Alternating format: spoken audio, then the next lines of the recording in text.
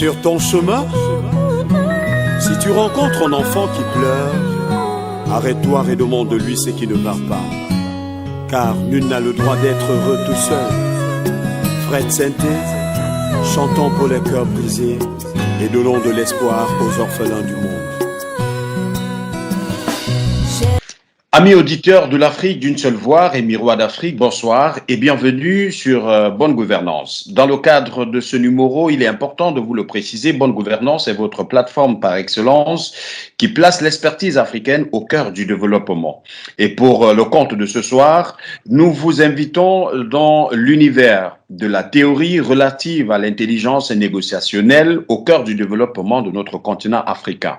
Pour décrypter, pour savoir et faire savoir cette thématique qui a été retenue, nous avons l'honneur de recevoir ce soir le président de l'Institut international de gestion des conflits. Il est enseignant, chercheur, il est franco-togolais, auteur de plusieurs ouvrages. Vous l'aurez certainement deviné, nous recevons ce soir dans le cadre de cette émission de Bonne Gouvernance, Monsieur Kak Sanoussi.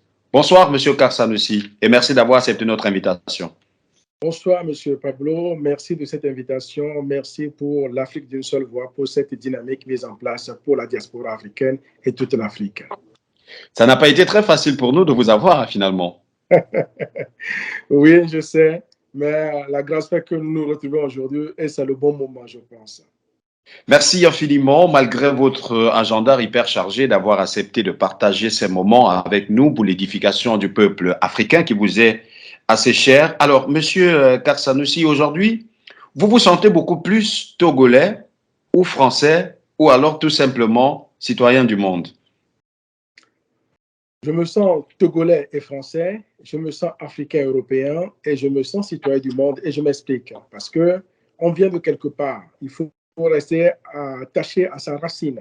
Et c'est important parce que sinon on est perdu comme dans une mare. Et aussi parce que je suis français, parce que j'y vis, j'y ai fait des études. Donc, je marche sur mes deux pieds et je suis équilibré ainsi. Mais en même temps, je me dis qu'un homme, une femme n'est pas fait pour être enfermé dans une case. Il doit répondre à un appel et servir plus qu'il peut servir l'universel.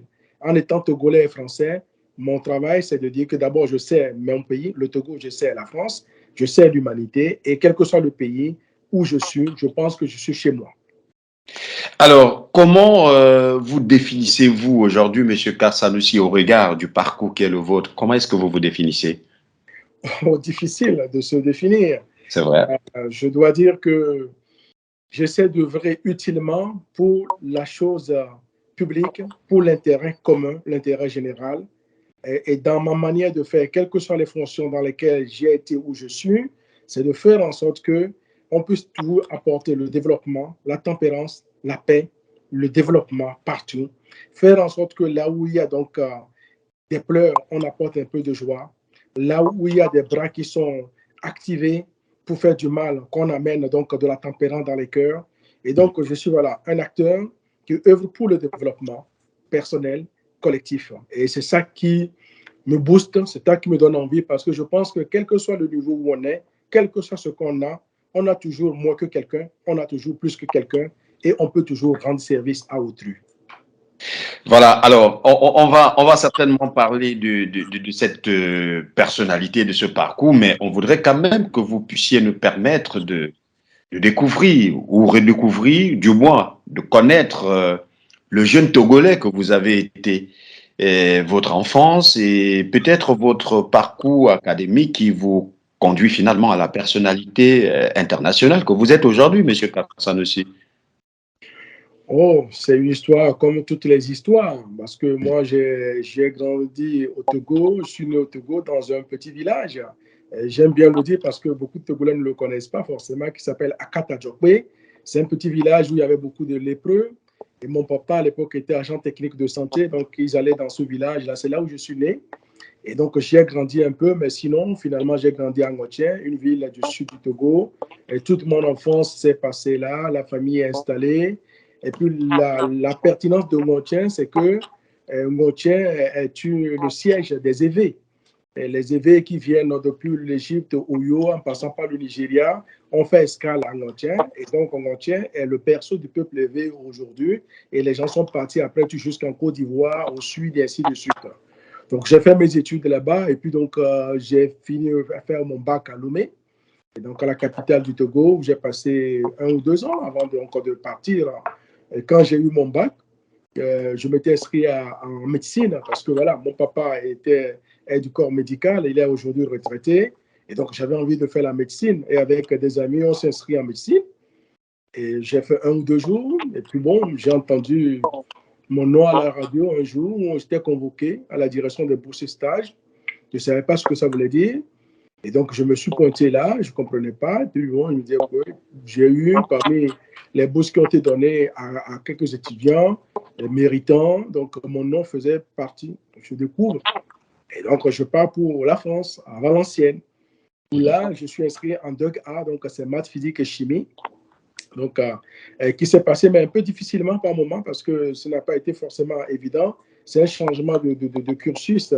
Et donc, du coup, quand j'ai fini par avoir mon DEUG, je me suis dit, bon, comme je n'ai pas fait la médecine, je vais quand même faire quelque chose qui est proche, je vais faire la chimie. Donc, je fais 1 année de chimie, la licence de chimie, mais je ne me retrouvais pas. Donc, heureusement, il y avait des aînés à Lille, hein, donc des aînés togolais à Lille. Et après les conseils, j'ai dit, mais écoute, si tu ne te sens pas à l'aise dans ça, va dans quelque chose dans lequel tu te sens à l'aise. Et là, c'est là où je suis parti faire des sciences de l'éducation pour finir après avec une école de gestion. Voilà, c'est ça que j'ai fait. Et après cette formation, j'ai fait une école de santé publique par rapport donc au pilotage ou à la direction des structures, je dirais, médicales ou paramédicales, puisque en commençant ma carrière, donc j'ai dirigé un centre de soins spécialisé en toxicomanie grâce à cette formation que j'ai faite. Et après, j'ai continué, notamment en France, dans le domaine où on appelle la politique de la ville, hein, donc le développement des quartiers difficiles. Et donc, c'est une thématique dans laquelle on a beaucoup de choses à faire, aussi bien au niveau de la santé, du sport, de l'éducation, des loisirs, de la prévention de la délinquance, ainsi de suite, du logement. J'ai navigué beaucoup dans ces eaux. Et puis après tout, j'ai eu des fonctions, je dirais, communautaires beaucoup plus grandes, et puis au niveau national aussi, en étant donc directeur d'une agence d'État pendant 3 ans, 3 à 4 ans. Et puis après tout, je suis revenu dans le privé parce que j'ai fait un peu du privé aussi. J'ai été le tout premier secrétaire de la Charte de la diversité française avec Claude Bébéa, qui est le patron d'AXA, le fondateur d'AXA. Et ça, c'est un réseau de plus de 3000 entreprises hein, que nous avons animé pendant 2 à 3 ans. Et après, je suis revenu au sein de l'État pour continuer dans la direction des politiques publiques. Alors ça, c'est mon activité classique, mais parallèlement, parce que, comme je dis, il faut faire don de soi un peu. Nous avons créé en 2013 l'Institut international de gestion de conflits, dont le siège est basé en France et en Côte d'Ivoire. Donc, j'ai un partenaire ivoirien avec lequel nous l'avons créé, à l'ENA Côte d'Ivoire. Et donc, du coup, avec cette activité, l'Institut, nous avons commencé à naviguer dans beaucoup de pays africains pour essayer d'apporter notre modeste contribution par rapport à la médiation, par rapport à la paix, à la formation des jeunes, des fois même des belligérants, parce que nous sommes des civils, mais il nous est arrivé dans certains pays de parler avec des gens qui sont en armes pour essayer d'apporter la paix. C'était des fois, on a des anecdotes très rocambolesques, hein, parce que voilà, nous, on ne connaissait rien aux armes, mais dès qu'il y a les gens qui crépitent, on se dit que ben, la parole est puissante. Une parole, des fois, elle est plus puissante qu'une arme. Et donc, on s'est aventuré et on a obtenu un certain nombre de résultats qui nous font plaisir aujourd'hui, mais en même temps, nous restons très modestes par rapport à ça, puisque nous pensons que dans ce chemin, on ne peut pas se prévaloir d'avoir réussi grand-chose. Par contre, ce que nous savons, c'est que même si vous avez réussi, je dirais 0,001%, en faisant en sorte que quelqu'un puisse désarmer son cœur, c'est déjà une grande victoire. Voilà pourquoi nous sommes toujours contents, partout où nous pouvons, soit en formation ou en conseil ou en accompagnement, pour œuvrer pour la paix. Voilà, il est exceptionnel ce parcours, Monsieur Sanusi, et ben voilà, vous confirmez la logique selon laquelle vous êtes l'incarnation pure même de ce que l'on pourrait appeler l'humilité légendaire. Ben de toutes les façons, nous sommes une fois de plus très heureux de passer ce moment avec vous sur l'Afrique d'une seule voix à travers l'émission Bonne Gouvernance. Alors, dites-nous, quelle a été votre plus grande difficulté d'intégration en France, Monsieur Sanusi? Je pense que c'est soi-même, parce que vous savez, un adage africain qui dit que quand quelqu'un vous insulte, vous avez plusieurs choix. Vous pouvez lui répondre en l'insultant. Vous pouvez estimer que ce qu'il a dit n'a pas d'effet sur vous, parce que celui qui vous fait du tort, lui, il parle. Mais vous pouvez devenir double victime, parce que non seulement la personne fait du tort, vous allez ressasser le tort que la personne vous a fait, et vous avez deux fois mal, alors que la personne a oublié qu'elle vous a fait un tort. Donc moi, je pense que la première difficulté, c'est soi-même. L'environnement, qu'elle soit favorable ou hostile, et que ce soit en France ou ailleurs, on l'a toujours partout. Donc, en termes de difficulté, je me dis, c'est moi-même, ma capacité d'organisation, ma capacité d'adaptation, ma capacité de résilience, ma capacité de dépasser certaines choses qui peuvent me choquer en disant que ce qui me choque là ne doit pas me retenir. Donc, en termes de difficulté, je ne peux pas nommer une difficulté spécifique. Il y a eu beaucoup de choses. Mais j'ai compris très tôt que ces choses-là ne peuvent pas m'arrêter parce que si je permets à autrui de m'atteindre dans ma dignité, dans ma motivation, c'est que je permets à la personne de gagner deux fois sur moi. Une fois, la personne peut manquer peut-être du respect, peut me priver de quelque chose, mais moi, je ne vais pas garder cela en tête parce que je me dis que je peux toujours avancer. Vous savez, en Afrique, vous savez, le ver de terre.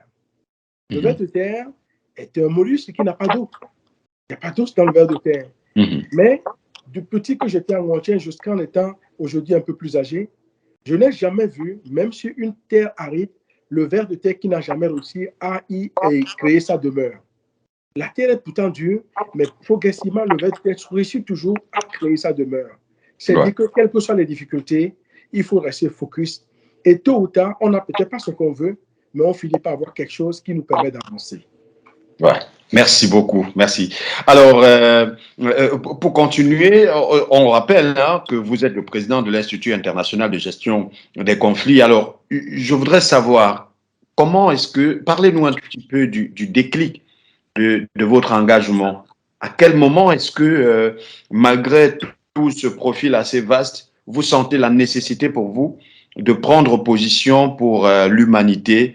Eh bien, on se souvient encore de votre forte implication dans la recherche des solutions de fin de crise du côté de la Centrafrique.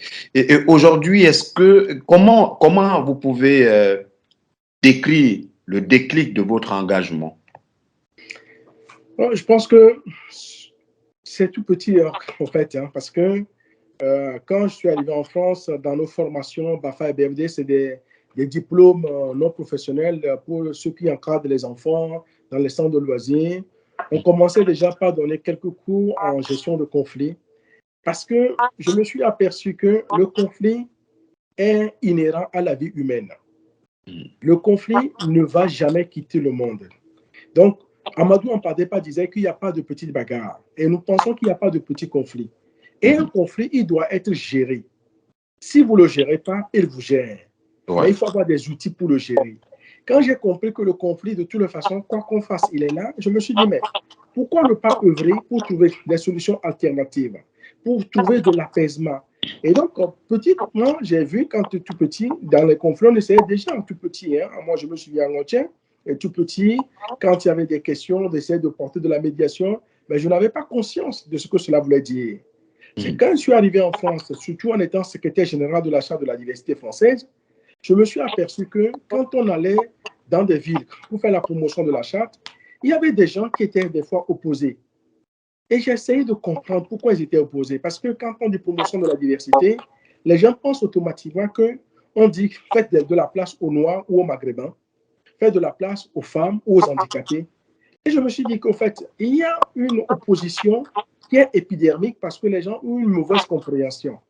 Donc, je me suis dit que mais si pour un projet pour la promotion de la diversité qui apporte de l'enrichissement, de l'addition, de la multiplication, les gens s'opposent, à plus forte raison quand il y a des sujets qui sont autres.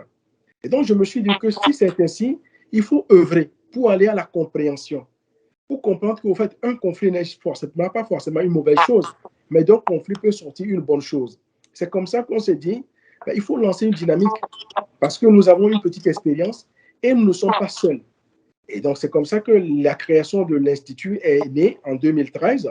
Et quand on a commencé à le mettre en place, on a vu tous les acteurs, des chefs d'entreprise, des universitaires et des professionnels de tout corps certains officiers en retraite, des gens qui nous apportent leurs expertises. Et on s'est dit que, bon, modestement, à notre côté, on peut apporter une compréhension ou aider, ne fût-il une ou deux personnes, à faire en sorte que là où la personne réagissait, dorénavant, la personne va agir. Et quand on agit, c'est beaucoup plus conscientisé et on espère que la paix va gagner les cœurs.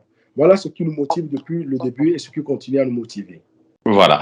Alors, et quels sont donc quels sont donc les champs d'action de l'Institut international de gestion des conflits? Quels sont vos champs d'action? Le premier champ, c'est la formation.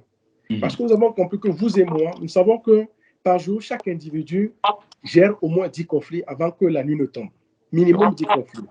Et nous avons compris que nous les gérons comment? Parce qu'en fonction de la culture que nous avons, de l'éducation que nous avons, des a priori que nous avons. Mais quand on est formé, on optimise sa capacité de gestion. Et être formé, c'est quelque chose qui est à la portée de tout le monde. Donc, notre institut forme en premier lieu des gens pour donner des outils. Des fois, quand vous allez en formation, vous apprenez peut-être 2% des choses, mais vous activez des choses que vous savez déjà. Et vous prenez conscience et vous devenez performant. Donc, on forme sur plusieurs thématiques. Et les questions de management, les questions de communication, les questions de gestion de conflits, de médiation, tout ça, nous le faisons. Et puis, nous avons pensé que la réflexion est aussi importante. Et nous avons une unité de recherche. C'est de là, par exemple, qu'est née l'intelligence négociationnelle ou d'autres outils, parce que nous pensons qu'il faut innover. Il faut tout le temps innover. L'innovation, c'est ça qui fait que nous apportons une plus-value. Et notre innovation est calquée sur des valeurs africaines.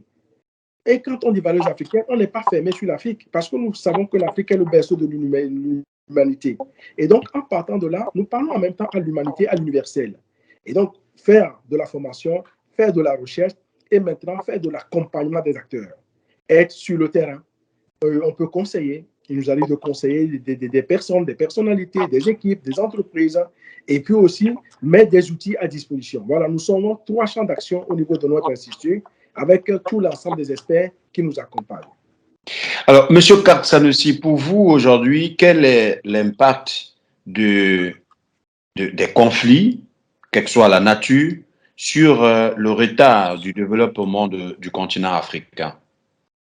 Le conflit est un frein dangereux. Et en même temps, le conflit, certains s'en servent. Quand ils s'en servent pas pour l'intérêt général, ils s'en servent pour l'intérêt personnel catégoriel. Voilà pourquoi certains aiment qu'il y ait des conflits dans certains territoires pour se servir. Or, quand il y a des conflits sur les territoires, l'intérêt général n'est jamais à la place. Voilà pourquoi nous pensons que les conflits ont occasionné le retard de développement de beaucoup de pays. Parce que le conflit, ce n'est pas simplement quand il éclate. Quand il y a une tension dans un pays, et cela veut dire qu'on n'arrive pas à conjuguer l'ensemble des synergies. Les gens n'arrivent pas à libérer leur capacité productive. Et donc, ce conflit qui est latent ne permet pas de faire un développement tangible du pays. Parce que pendant que les uns avancent, les autres vont vouloir retarder pour de tas de raisons. Voilà pourquoi nous pensons que même si on ne peut pas obtenir une paix à 100%, il faut toujours réussir à, je dirais, réconcilier les cœurs. Si ce n'est pas à 100%, au moins à 20%. Même à 20%, nous pensons que 20% d'accord peut aider à ce qu'on puisse développer un pays de manière beaucoup plus efficace, beaucoup plus, je dirais, exponentielle. Et c'est ça que nous comptons faire et c'est ça que nous essayons de faire. Donc, le conflit n'aide pas le développement. Le conflit peut aider l'avantage de quelques-uns qui en profitent, mais les peuples ne bénéficient pas du conflit. Alors, 2013, 2023, ça fait pratiquement 10 ans que vous êtes sur le terrain avec l'Institut international de la gestion des conflits. C'est très modeste hein, dans vos actions quotidiennes, mais aujourd'hui, si vous étiez donné l'occasion de faire un bilan à mi-parcours de vos actions, notamment sur l'impact de ceux-ci sur l'amélioration du contexte, on va dire, socio-économique africain, que diriez-vous, M. Sanusi? Bon, je dirais un bilan insuffisant. Parce que je pense qu'on peut faire plus. Et on peut parce que, compte tenu des capacités, compte tenu de la résilience, compte tenu de la multiplication des acteurs, sincèrement, on peut faire beaucoup plus. On peut être beaucoup plus décisif pour aider à ce qu'on trouve des solutions négociationnelles parce que les solutions existent. Simplement, parfois, il y a le manque de courage ou je dirais la gestion de la peur qui n'est pas prise de la même manière. Et donc, je pense que nous n'avons pas été très efficaces. Je dois être vraiment sincère. Nous aurions pu aider autrement, nous faire accepter davantage pour faire en sorte que les solutions négociationnelles dont on peut être porteur, qui ne sont pas des solutions qui viennent de nous, qui sont des solutions qui existent. Le rôle, simplement, c'est une forme de maïotique, aider les gens à s'orienter vers les solutions qui sont à proximité, mais en ayant le courage, en montrant que celui qui est grand, par exemple, quand il se baisse pour saluer celui qui est plus petit, ne perd pas en taille, ne perd pas en grandeur, en montrant que certaines peurs que nous avons sont des peurs légitimes, mais il suffit d'un regard à gauche, à droite pour transcender ces peurs. Et donc voilà, je pense qu'on a fait des choses qui sont certes utiles, mais objectivement parlant, ce n'est pas suffisant, on pourrait davantage encore en faire. Alors, parlons un tout petit peu de cette théorie relative à l'intelligence négociationnelle. Qu'entendez-vous par théorie, par intelligence négociationnelle? Alors, l'intelligence négociationnelle, c'est un concept qu'on a créé entre la Côte d'Ivoire et le Togo, entre les avions. Et je parlais avec des compatriotes ici, je me dis, au fait, on l'appelait intelligence négociationnelle, mais il faut être honnête, j'aurais pu l'appeler intelligence nana. Nana, c'est une appellation affectueuse de la maman. Et en fait, je me suis dit, c'est l'inspiration. Je l'ai observé, moi, quand j'étais petit, donc une ville du sud du Togo, la manière dont ma maman négociait avec les femmes. Et j'ai vu que parfois, pour acheter des fagots de bois, elle négociait avec tout des blagues, des rires, et à la fin, elle obtient son prix. Des fois, je l'ai vue agresser verbalement, mais c'était un jeu. Les gens qui venaient, donc, et elle avait des propos, et enfin, elle a ce qu'elle veut. Des fois, je l'ai vue minimiser ce qu'elle voulait acheter. Dire non, non, je ne veux même pas acheter ce que tu veux voir là. C'est du n'importe quoi. Et puis, j'ai vu plusieurs facettes dans ça. Et ça, quand j'étais enfant, je le voyais, mais je n'en prenais pas conscience. Mais quand je travaillais sur les conflits, que je me suis aperçu qu'au fait, avec du recul, j'ai vu qu'il y avait plusieurs stratégies. Des fois, il y avait le rire. Des fois, il y avait une forme d'agression. Des fois, il y avait une forme je dirais, de démystification de la chose, pourtant qu'elle veut acheter. Et nous sommes aperçus dans nos travaux qu'au fait, nous ne négocions pas tout de la même manière. Howard Gardner a créé les intelligences multiples. En tout cas, il les a révélées. Il y a des gens qui ont la capacité de parler, la capacité d'écrire, l'intelligence spatiale, l'intelligence, et je dirais, rythmique. Les gens ont plusieurs formes d'intelligence. Nous avons compris qu'effectivement, en partant de cette histoire de ma mère, que certains pour venir négocier, dans un entretien par exemple, la personne prépare son CV, quand on prend le CV, vous restez dedans. Quelqu'un, quand il vient en entretien, la manière dont la personne s'habille, vous regardez la personne, vous avez une forme de charme qui se crée. Certains, c'est leur capacité argumentative. Certains, par exemple, pour venir en entretien, imaginons que je viens pour un entretien d'embauche auprès de vous, je ne vous connais pas, mais je connais quelqu'un qui vous connaît. Donc, je passe par ces personnes qui parlent pour moi. C'est le réseau. Donc, c'est une forme d'intelligence. Au lieu de venir comme ça, comme un bout de bois, je demande aux gens, est-ce que vous connaissez ce monsieur? Qu'est-ce que ce monsieur aime? Comment je peux lui parler? Est-ce que? Donc, on s'est aperçu que l'intelligence négociationnelle, c'est la capacité qui nous est donnée d'utiliser des parties des intelligences qui sont mises à notre disposition et certains outils combinatoires comme le rire, comme la blague, comme le réseau, comme la menace, comme donc l'appel à des tiers. C'est en cela que nous avons bâti cette forme d'intelligence. Et dans nos formations, on amène les gens à voir d'abord quelle est ma dominante. Si je sais que je suis fort en intelligence spatiale, pour aller en négociation, je vais optimiser ce côté. Je sais que je ne suis pas fort en intelligence linguistique, c'est-à-dire que je n'ai pas le verbe facile. Donc, pour aller en entretien, je prépare quoi? Je prépare peut-être le réseau, je prépare mon document écrit qui est facile à lire et je sais qu'au niveau oral, je ne serai pas efficace, mais je vais le compenser par autre chose.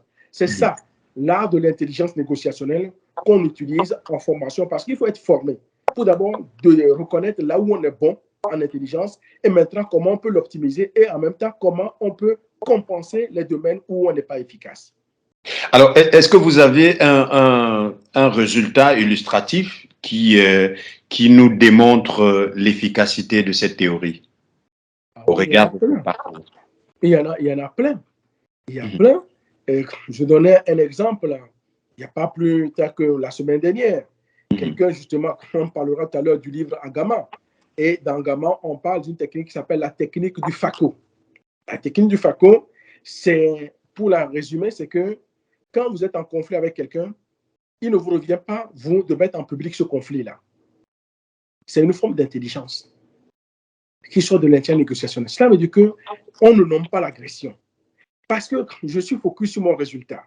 Parce que quand vous nommez l'agression que vous subissez, c'est vous qui mettez au grand jour cette agression. Vous voyez que dans d'autres techniques, on peut la nommer. Mais ici, cette personne, par exemple, en allant à cette réunion, a fait quoi? A dit, bon, je suis agressé, certes, mais je prends, puisque si je mets l'agression publiquement, les gens sauront qu'il y a agression. Mais quand je ne la mets pas publiquement, personne ne sait, puisque j'ai été agressé en privé. Mais le résultat me permet d'avancer et donc j'optimise sur le résultat.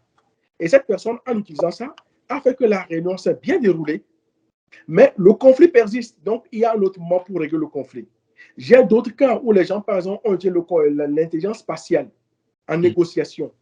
Parce que quand le cadre est créé, la personne arrive dans le bureau. Vous ne le mettez pas à 10 mètres de vous. Vous savez positionner la personne. Ça crée une forme de complicité. Et j'ai des retours d'expérience.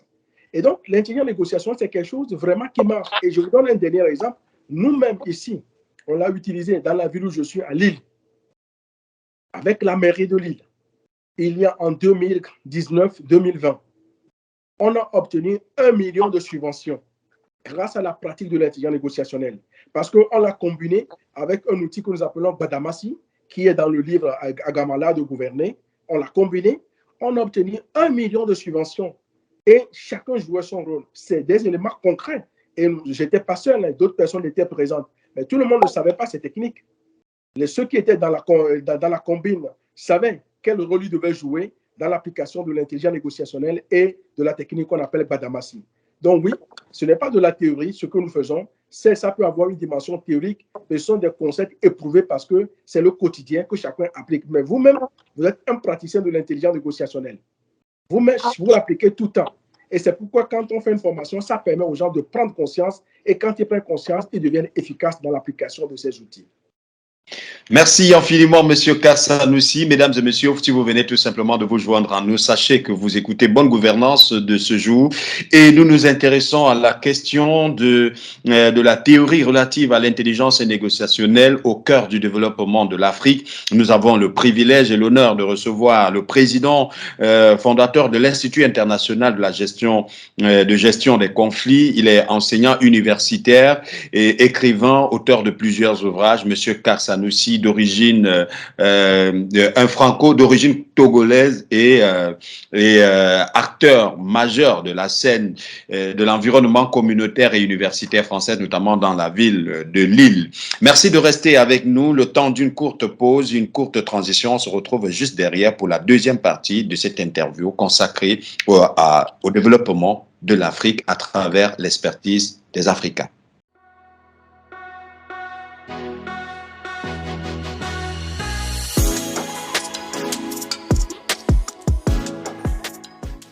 Bonjour, je suis Mike Joktan, candidat à l'élection présidentielle de 2023 au Gabon. Retrouvez-moi ce lundi dans l'émission Bonne Gouvernance sur la chaîne L'Afrique d'une seule voix.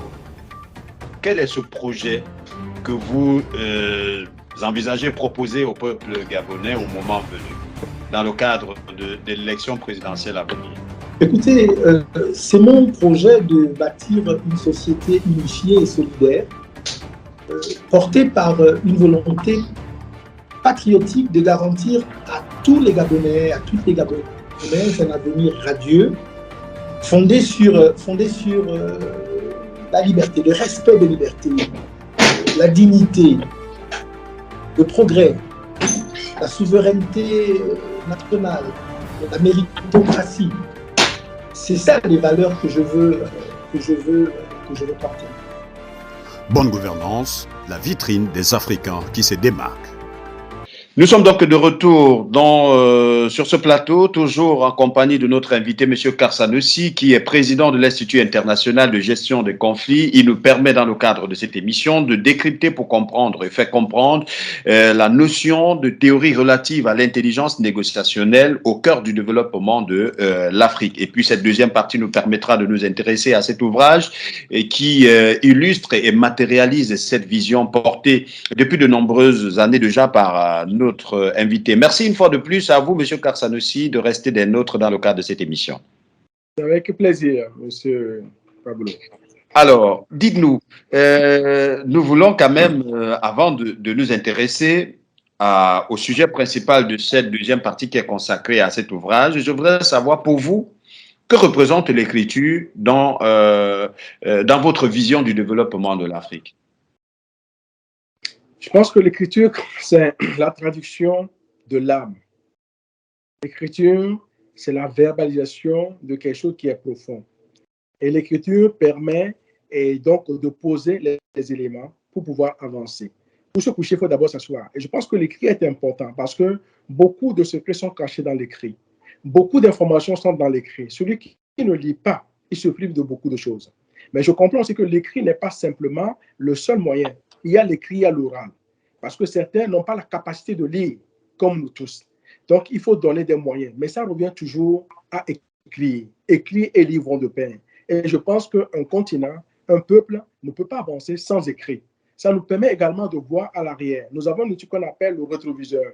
Quand vous ne savez pas d'où vous venez, et savoir d'où on vient, c'est dû à l'écrit, c'est dû à la parole. Et quand vous ne savez pas d'où vous venez, vous avez du mal à avancer. Non pas parce que vous êtes un passéiste, mais parce que le passé peut vous rattraper.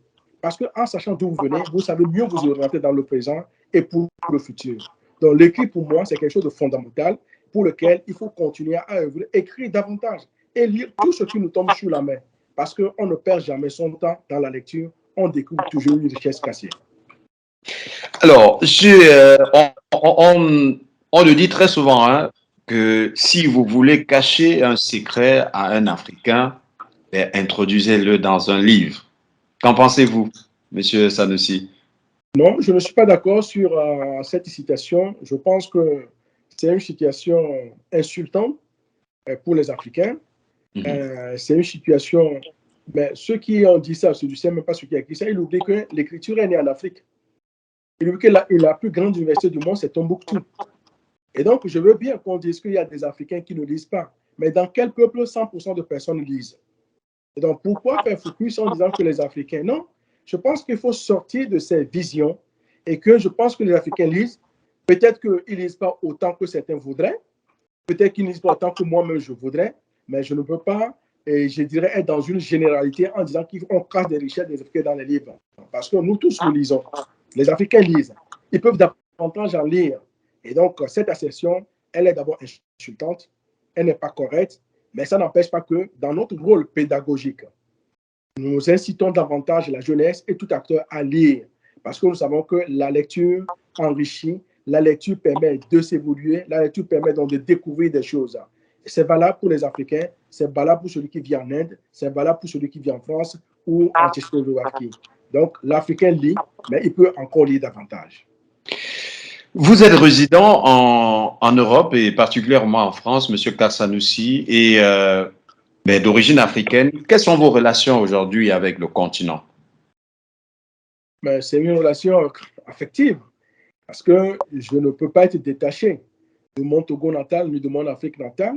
Et je suis togolais, français, je suis africain et européen.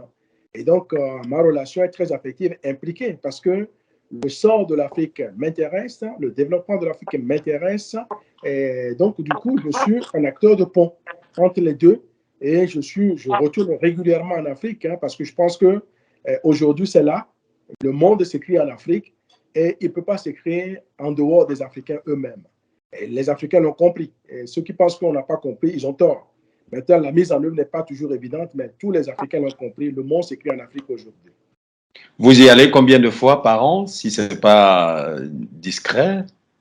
Bon, le plus souvent, je vais dire que voilà, le plus souvent, ce n'est pas 12 fois par an, mais je suis peut-être à une demi-douzaine, j'essaie d'y aller.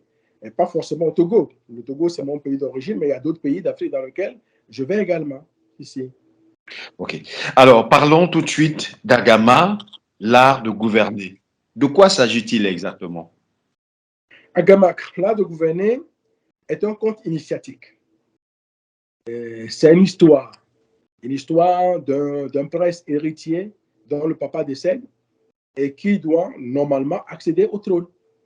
Et à sa surprise, on lui dit que non, il ne peut pas, parce qu'une disposition royale l'interdit de prendre le pouvoir comme tel, parce que le conseil des notables doit s'assurer de sa capacité à gouverner à travers des épreuves royales spécialement organisées pour tester ses compétences. Il est surpris, mais comme il a été éduqué aussi par son père, au lieu de réagir, il a agi, il a accepté, et pendant 3 mois, il part à l'école. Il part apprendre l'art de gouverner, l'art de manager. Et c'est ça toute l'histoire. Et on découvre dans ce temps d'apprentissage des outils avec son oncle, avec d'autres personnes, des épreuves. Et donc, l'histoire du livre, c'est ça, c'est une épreuve. Et on se dit à la fin, est-ce qu'il va réussir les épreuves royales auxquelles il sera confronté? Sera-t-il intronisé roi? Et s'il est intronisé roi, est-ce qu'il continue d'apprendre ou va-t-il s'arrêter? C'est ça toute la dynamique de cet ouvrage qui nous amène à travailler sur de la tradition, sur les outils africains, puisque nous sommes partis de l'enseignement Agama, qui veut dire le caméléon. Caméléon par rapport à sa capacité d'être, sa manière de faire, et puis toute la sagesse qu'on en tire. Amadou Hampâté-Bâ est le premier à en parler, et nous avons bâti toutes nos stratégies, tous les outils sur la stratégie d'Agama, le caméléon, et plusieurs outils qui viennent s'additionner pour faire de ce prince Koutiba un gouvernant qui est instruit à l'art de gouverner, à l'art de manager pour la prospérité de son royaume. C'est ça l'histoire d'Agama. À vous entendre parler, on est un peu confus sur le genre littéraire entre l'essai et le roman. Vous, l'auteur, comment positionnez-vous Agama, l'art de gouverner quel est son genre littéraire? Oui, difficile à dire parce que quand on commence à écrire, on ne se dit pas dans quel genre je vais écrire. En tout cas, quand j'ai écrit une poésie, c'est que je savais écrire une poésie, un essai, le reflet sapiens, c'était un essai. Agama, oui, c'est en même temps, c'est pas une fiction en tant que tel, mais ça peut être un essai. Je pense que c'est l'essai qui se rapproche le plus. Et en même temps, c'est un manuel didactique aussi, tout en étant un essai. Et dans cet essai, il y a aussi voilà, un conte initiatique. Il y a une professeure qui l'a bien défini à Lomé en disant que c'est un mélange d'un essai, d'un conte initiatique, donc d'une fiction. En fait, j'utilise la sagesse du conteur en Afrique. Le conteur en Afrique dit, quand il compte le soir au clair de lune, quand il finit de compter, la sagesse nous apprend que le compte est jeté en l'air. Il tombe en 1000 morceaux. Les grains sont gros, des fois moins gros, moyens, et chacun tend la main pour prendre ce qu'il a envie de prendre. Et l'histoire nous apprend que chacun prend ce qu'il peut prendre. Agama, c'est ça. Vous prenez, pour certains peuvent trouver de la fiction parce que c'est un conte initiatique. Et pour certains, ils vont trouver un essai parce qu'il y a des outils didactiques, une réflexion quand même qui est menée par rapport aux gens. Pour certains, c'est juste un manuel en termes de gouvernance ou de management. Moi, je ne me ferme pas dans un style. La liberté est donnée au lecteur d'en tirer ce qu'il peut en tirer et c'est le plus important. Et quelle est donc votre cible concernant cet ouvrage? À qui s'adresse Agama, l'art de gouverner? Alors, la cible, il faut être précis. Agama peut concerner tout le monde. Il peut concerner tout le monde parce que l'art de gouverner commence par ça, gouverner sa vie soi-même. Parce que quand je lis Agama moi-même, comment je m'organise? Aujourd'hui, nous sommes en discussion. Est-ce que je devais mettre un costume gris ou blanc ou rouge? Je ne sais pas. Est-ce que je voulais mettre un bermuda? Je ne sais pas. C'est un conflit. Donc, on gouverne, on planifie. Mais je pense que, nous pensons en tout cas que la cible majeure par rapport à Agama de gouverner, c'est la cible entrepreneuriale.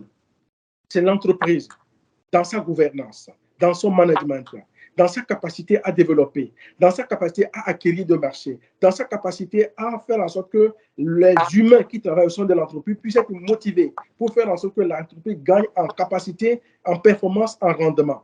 Et quand nous parlons de l'entreprise, quelle soit TPE, grande entreprise, où on doit gouverner pour faire en sorte qu'on produise de la richesse, parlant de l'entreprise, nous parlons à tout le monde. Parlant à l'entreprise, nous parlons à chaque individu parce que chaque individu est en lui-même une entreprise. Chaque État est une entreprise. Chaque service est une entreprise. Donc, le monde de l'entreprise, c'est le cœur de cible de notre ouvrage. Quand l'entreprise est touchée, nous pensons que tout le monde est touché. Et l'entreprise est utile pour créer des richesses, est utile pour faire en sorte que chaque chef d'entreprise a envie de booster sa croissance, son efficacité entrepreneuriale. Et Agama donne des leviers pour que chaque chef d'entreprise puisse booster sa croissance, son efficacité, sa capacité à être un leader transcendant, un leader qui permet à ses équipes d'aller de l'avant et ait le courage et la joie de venir travailler pour produire de la richesse et enrichir bien sûr l'entreprise, mais le monde qui va avec. Nous allons peut-être scinder cette perception pour faciliter la compréhension à nos auditeurs et téléspectateurs qui nous reçoivent dans le cadre de cette émission Bonne Gouvernance. Je voudrais qu'on s'intéresse à l'aspect politique de la gouvernance. Pour vous, aujourd'hui, quelle lecture faites-vous du contexte sociopolitique sous le prisme d'Agama, l'art de gouverner, notamment pour ce qui est de l'Afrique? Quelle lecture faites-vous de la gouvernance africaine actuelle, du moins pour la partie dite francophone du continent? Je pense que la gouvernance africaine, en tout cas si on parle de la partie francophone, est en évolution exponentielle et qu'on ne le remarque pas. Je connais les réalités ici et là, des fois les critiques qui sont formulées, mais je pense que des fois, on va trop vite en besogne. Quels que soient les pays en Afrique aujourd'hui, nous sommes à un niveau de gouvernance qui est spécifique. Il y a de l'intelligence, il y a de la capacité, et puis il y a une compréhension 360 degrés des enjeux. Maintenant, il y a aussi le fait que la gouvernance est soumise à des facteurs endogènes et exogènes. À la lumière d'Agama, je pense aujourd'hui qu'en fait, il n'y a pas de leçon à donner. Nous sommes dans l'addition et la multiplication. Et que Agama amène à un échange, à un dialogue. Et cet échange-là permet de se dire que ça, nous sommes excellents dans ça. Ça, nous le faisons comme ça, mais nous pouvons améliorer dans tel domaine. Et je pense que l'intérêt aujourd'hui d'Agama, c'est d'être un partenaire qui met en dialogue les pratiques que nous avons aujourd'hui, qui sont des pratiques qui ont des avantages par endroit, mais qui peuvent aussi évoluer par endroit. Donc, pour moi, aujourd'hui, la gouvernance, de manière générale en Afrique, est une gouvernance en évolution exponentielle parce que nous arrivons à la gestion de certaines peurs qui sont dépassées aujourd'hui et qu'il y a une prise en main progressive. Parce que vous ne pouvez pas être dans une gouvernance totale quand vous n'avez pas la prise en main totale. Et cette prise en main est progressive aujourd'hui. Et je pense que plus en plus nous avançons, la gouvernance sera optimisée dans pas mal de domaines parce qu'elle ne peut pas être parfaite partout. Dans aucun pays, la gouvernance n'est parfaite. C'est ça qu'il faut remarquer. Et j'en viens au fait que, en Afrique ou ailleurs, elle n'est pas parfaite nulle part. Elle est en amélioration. Et pour qu'elle soit en amélioration, il faut s'ouvrir davantage d'autres approches et en voir les objectifs qui sont les nôtres. Donc, la gouvernance en Afrique, pour faire court, c'est qu'elle est en évolution positivement parlant, en tout cas de ma lecture, et il faut qu'elle s'améliore également davantage. Monsieur Sanoussi, le contexte socio-politique africain aujourd'hui est quasi divisé. Et entre une frange d'Africains qui estiment qu'il y a désormais deux catégories de dirigeants, il y a des dirigeants. Nous nous intéressons à la partie francophone de l'Afrique, et il y a des dirigeants qui sont à la limite au service de l'ex-colonisateur. Eh bien, on vous caricature. Quand je parle de vous, c'est pas la personne de Karsanoussi, mais du moins des personnalités, cette élite africaine de la diaspora qui se positionne à votre niveau, on vous caricature comme étant ces instruments-là utilisés par l'ex-colonisateur pour maintenir cette influence sur le continent, d'une part, et d'autre part, on a cette nouvelle classe dirigeante qui, entre guillemets, est décrite comme étant la classe dirigeante panafricaniste, et ben voilà, dont la liste s'épaissit aujourd'hui avec l'avènement ou alors le grand retour des coups d'État. On en parlera certainement si vous nous permettez. Mais finalement, vous, aujourd'hui, qu'en dites-vous de ceux qui pensent que vous êtes plus, ou alors beaucoup plus, un instrument au service de l'ex-colonisateur pour maintenir cette relation de domination avec des pays africains qui ont à leur tête des dirigeants encore au service du colon. Oui, je pense que c'est une perception erronée, mais je peux comprendre que les gens puissent avoir cette perception. Moi, je suis africain et 100%. Et je fonctionne comme quelqu'un qui a deux jambes. Quand vous avez deux jambes, pour marcher en équilibre, vous avez besoin que vos deux jambes soient en équilibre. S'il y a une qui est très maigre, comme atteinte de kwashiorkor, vous n'êtes pas en équilibre.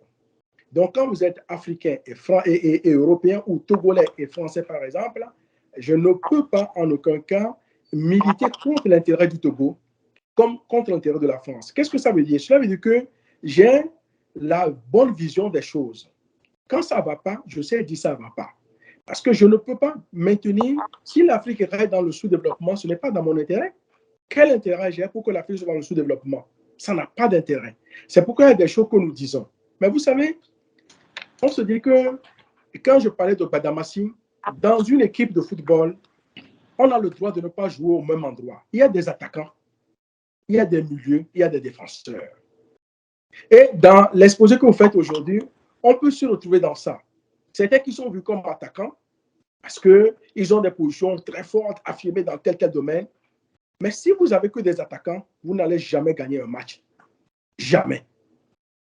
Si vous n'avez que des milieux de terrain, c'est-à-dire que des gens qui sont des acteurs de pont, si vous n'avez que eux, vous n'allez jamais gagner un match.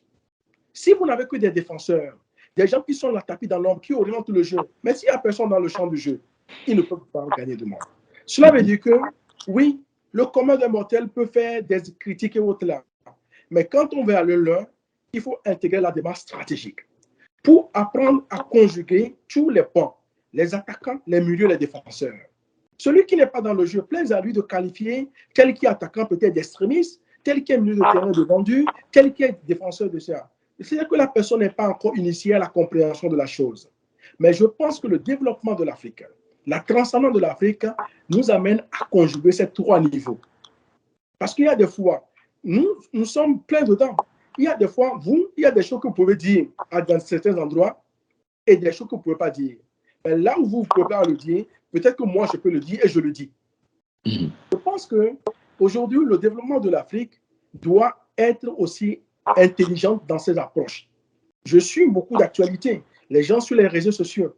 Et quand on joue dans ce jeu-là, il faut apprendre à jouer collectif. Mais des fois, on s'ignore. Donc non, moi, je n'ai aucun intérêt personnel à maintenir l'Afrique dans un état de sous-développement. Il y a des propos que nous tenons de manière haute et forte, là où on doit les tenir, parce que tout le monde ne peut pas ouvrir sa caméra et commencer à dire des choses. Certains le font, ils ont ça leur droit. Mais nous pensons que pour construire durablement et pour l'avenir, il faut œuvrer autrement. C'est ce que nous faisons. Et je pense que nous sommes dans la bonne dynamique. Est-ce que nous réussissons toujours? Pas toujours. Est-ce que nous sommes toujours attendus? Pas toujours. Mais je pense que, comme je le disais, j'ai deux jambes et j'ai besoin que mes deux jambes soient en équilibre. Je ne peux pas accepter qu'une des jambes soit totalement déséquilibrée par rapport à... Si je le fais, je ne suis pas le patriote que je veux être là. Et moi, je suis un patriote. Je suis 100% togolais et je suis 100% français. Et quand je le dis ceci, je l'assume et que je pense que nous sommes nombreux à l'assumer ainsi. Et quand vous faites ça, vous ne pouvez pas, je ne peux pas lutter contre l'intérêt du Togo et de la France. Et je ne peux pas accepter que le Togo soit un supplétif de la France et vice-versa. Donc, je suis un acteur de pont. Et nous sommes nombreux à faire en sorte que l'Afrique doit se développer, s'émanciper de certaines peurs. Vous savez, on a des groupes de travail sur lesquels on travaille, on réfléchit concrètement. Il y a la peur aujourd'hui qu'on gère par endroit. Certains n'ont pas conscience de ces peurs. Certains font semblant d'avoir conscience. Mais aujourd'hui, l'Afrique est dans une dynamique aujourd'hui. Et nous pensons que ce accompagnement de l'Afrique est nécessaire pour qu'elle s'affirme. Une Afrique forte est utile pour tout partenaire de l'Afrique. Mais une Afrique faible peut donner l'impression à certains partenaires d'être forts, mais ils ne sont forts que dans un temps donné. Tôt ou tard, ça va changer de cycle. Voilà pourquoi nous militons pour que l'Afrique soit forte, indépendante dans beaucoup de domaines, et pour qu'elle puisse s'assumer, et qu'en s'assumant, elle permet de travailler en synergie avec d'autres partenaires pour le développement des uns et des autres. Et M. Karsanoussi, quel regard portez-vous aujourd'hui sur l'avènement? Nous sommes toujours dans l'art, la gamma, l'art de bien gouverner. Quel regard portez-vous aujourd'hui sur l'avènement des coups d'État en Afrique. Notamment, on a vu le cas du Mali, de la Guinée, du Burkina Faso, et parfois au cœur de la justification des actes perpétrés par ces différentes juntes, c'est une question de gouvernance. Quel est votre regard sur cette actualité? D'abord, moi qui suis un démocrate républicain, un coup d'État, je ne peux pas l'accepter. Parce qu'un coup d'État, c'est toujours la réponse, la mauvaise réponse à peut-être à un fait réel. Un coup d'État, c'est une déchirure dans un pacte républicain, dans le respect de la Constitution. Donc, on ne peut pas applaudir des deux mains un coup d'État. Une fois que ça c'est dit, parce qu'il ne faut pas être un acteur naïf, il faut être un acteur avisé, conscient, responsable. Une fois que c'est dit, cela veut dire qu'il faut que nous travaillions à ne pas créer des conditions d'émergence de ces coups d'État. Tout en les condamnant, nous sommes outillés aussi pour travailler pour que des conditions ne prêtent pas. Ouais, on dit au Togo que quelqu'un qui veut en découdre, vous lui donnez l'occasion d'en découdre, il en découdre très vite. Il faut aussi que, parce que dans certains pays où on a connu malheureusement ces coups d'État, il y a des conditions qui n'étaient plus favorables au pouvoir en place, dans le respect de la Constitution ou dans le passage en force de modifications constitutionnelles. Et donc, je pense que en même temps qu'il faut être contre ces coups d'État, il faut œuvrer pour que la gouvernance soit beaucoup plus apaisée par rapport au respect des constitutions. Je ne suis pas franchement sur le débat de 2 ou 3 mandats, on peut en revenir parce que j'ai une autre lecture par rapport à ça. Mais je pense que quand la Constitution est là, il faut tout faire pour la respecter et éviter que certains se donnent des raisons pour se dire que maintenant, c'est pas bon, on dégage les personnes. Non, quand c'est pas bon, c'est au niveau des urnes qu'on change. Donc, non contre les coups d'État, mais en même temps, il faut œuvrer à ce qu'on ne crée pas des conditions qui font que certains acteurs ne disent que finalement, ce sont des armes qui vont me donner la réponse par rapport à ce que j'arrive à obtenir sur le plan légal. Il faut lutter contre ça. Et notre rôle aujourd'hui, c'est de faire en sorte que ces coups d'État qui sont arrivés, que les transitions en cours se passent le plus rapidement possible, mais en réglant les problèmes. Et je pense qu'on a eu des illustrations par endroits pour que les problèmes endogènes soient réglés et que nous revenons dans une normalité démocratique pour que le peuple puisse vaquer paisiblement à ces opérations. Donc voilà, il faut combattre, mais en même temps, il faut être ouvert sur le fait qu'il faut lutter aussi contre les situations qui prêtent le flanc à ces coups d'État. Alors, on parle de malgouvernance, non-respect de la Constitution. Finalement, aujourd'hui, la Gama, l'art de gouverner, se présente comme un produit préventif ou curatif dans ce contexte. Il est les deux. Préventif, dans le sens où, quand je lis Agama, non seulement je vais le lire, mais quand j'essaie de tutoyer les outils qui sont dedans, en réalité, qui ne sont qu'une révélation de peut-être ce que je sais déjà, que des fois, je n'ai pas le courage de faire. Parce que les gens, des fois, n'ont pas le courage de faire, non pas parce qu'ils manquent de courage, parce que les contingences internes et externes ne leur permettent pas d'avoir ce courage-là, ou les empêchent d'avancer. C'est pourquoi il faut être vigilant dans les critiques faciles que nous faisons quand on ne connaît pas les enjeux. Donc, Agama me permet d'avoir de la prévision, de la prévention. Parce qu'il y a un outil, par exemple, qu'on appelle Ava dans Agama. Ava veut dire, en langue togolais, c'est un nom qui a 2 significations. La première signification, ça désigne l'appareil reproductif masculin. Vu de ce côté, il donne la paix, l'amour, la joie. De l'autre côté, ça signifie la guerre. Donc, les pleurs, la haine, les larmes. Et donc, on voit que le même outil a 2 significations radicalement opposées. Quand on est exclu à cet outil que nous avons créé, cela veut dire que quand tout va bien, je me dis que ça peut ne pas aller bien demain.